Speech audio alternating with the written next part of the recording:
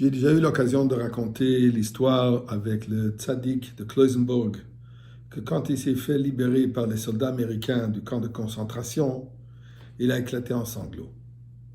Les personnes autour de lui l'ont regardé et lui disent « Reb, pourquoi tu pleures maintenant? Durant tout l'Holocauste, tu n'as pas pleuré. Durant tout l'Holocauste, c'est toi qui nous as donné du courage, c'est toi qui nous as parlé de l'espoir, c'est toi qui nous as soutenu notre morale. Et maintenant, tu pleures. Maintenant, c'est le moment heureux. » Il dit « Non, mes enfants, je attendais qu'on soit libéré par Mashiach lui-même, pas par un soldat américain. Malgré le fait que je suis très reconnaissant qu'on est libéré, mais ce n'est pas à ça que je m'attendais. Je m'attendais à plus. » Je dis ça par rapport à notre situation présente. On commence à voir des échos qu'on est en train d'ouvrir des écoles, c'est en train de parler d'ouvrir certains commerces, de la possibilité peut-être de bientôt ouvrir des synagogues de certaines manières. On commence à réfléchir, le tout revient dans la normale. Il faut s'assurer de ne pas tomber dans ce piège, de ne pas tomber dans cette situation, on dit, ok, Baruch Hashem, tout revient à l'ordre. Non. Si nous sommes passés par ce moment aussi dur, si nous sommes passés par un moment qui a coûté tellement de vie, ce n'est pas pour retourner à le normal d'avant, mais c'est pour rentrer maintenant dans le nouveau normal qui est le temps de la Géoula. Et c'est ça ce que nous devons, et c'est ça ce que nous exigeons et demandons d'Akadosh Baruch Hu, Ribbon Shel Olam, Amen la Géoula. Et pour pouvoir tenir cette force, pour avoir cette foi absolue, on vient de dire ce Shabbat dernier, Chazak, Chazak, Venit Chazek, on se donne la force.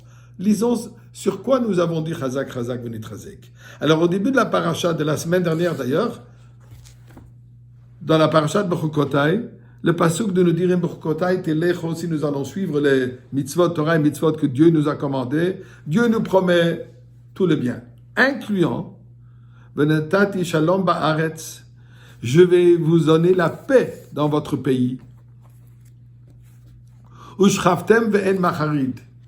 Et vous allez pouvoir vous reposer sans être troublé. Et ensuite il dit, je ferai disparaître du pays les animaux sauvages. Et une épée ne passera pas dans vos pays. Ceci, le pasuk, fait allusion, ou plutôt parle directement du temps de la Géoula. Au temps de la Géoula, nous allons vivre en paix. Am Israël vivra en paix, aucune crainte de quoi que ce soit. Mais il ajoute aussi quelque chose en parlant des animaux sauvages, qu'il y aura une transformation du mode de vie de l'animal sauvage, que quoi?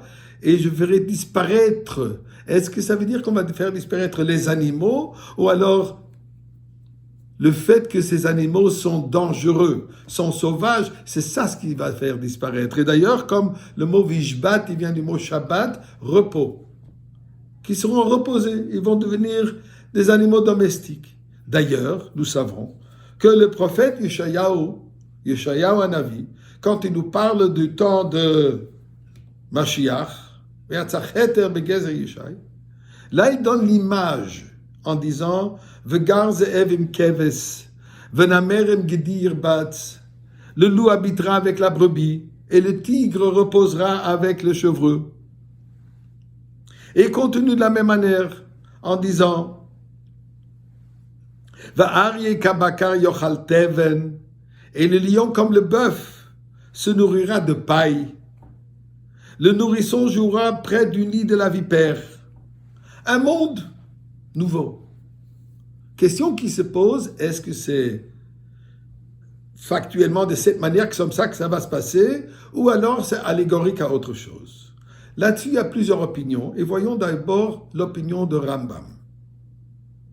Rambam, Maïmonide, dans Yechot Melachim, chapitre 12, le dernier chapitre d'ailleurs de tout le Mishneh Torah Yad HaChazaka, il nous dit, attention, Al Yale Alav Adam, ne pensez pas que le temps de Mashiach, le monde va être transformé. Le monde va continuer à exister sur son ordre naturel. Mais tout atteindra cette perfection. Qu'est-ce que nous faisons avec ces versets de Yeshayahu? Il dit ça, c'est allégorique. Allégorique au comportement des nations par rapport au peuple juif. Nous savons le pasuk, nous sommes Kifsa echet ben shevim ze'evim. Nous sommes un petit mouton, une brebis, entouré par 70 loups. Alors ces 70 loups ne seront plus de danger pour nous. Et ces loups portent différentes couleurs, lion, léopard, loup, etc.